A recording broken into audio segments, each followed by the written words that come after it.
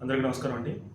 ఇంతకుముందు రోజుల్లో maybe eighties, 90స్ kids ఈ మాటలు ఎక్కువ వినేవాళ్ళు వాళ్ళు చదువుకునేటప్పుడు. చెడు వినకు, చెడు మాట్లాడకు, చెడు చూడకు. ఇప్పుడు ప్రస్తుతం ఎలా అయిపోయిందంటే కొంతమంది వ్యక్తుల్లో చెడు వినాలి, చెడు చూడాలి, చెడే మాట్లాడాలి అన్నట్టుగా అయిపోయింది. ఇది ఎక్కువగా మనకి ఎక్కడ కనిపిస్తుందంటే ఈత మీడియా వ్యవస్థలో ఎక్కువ కనిపిస్తూ ఉంది.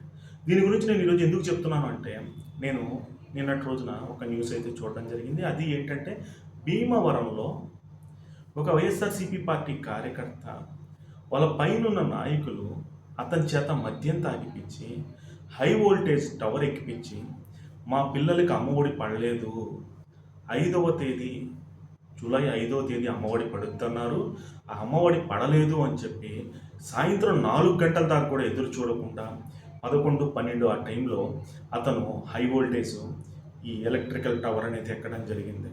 ఇక్కడ అందరూ బాగానే ఉంటారు. ఎవరైతే ఆయన చేత మద్యం తాగించే టవర్ ఎక్కించడానికి ప్రోత్బలించారో వాళ్ళందరూ బాగానే ఉంటారు.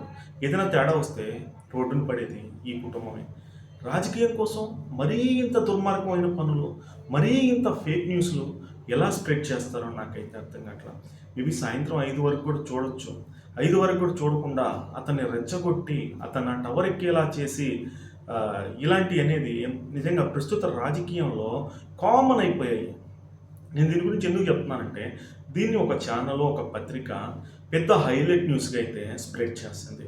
జరిగిన వాస్తవం అయితే ఇది.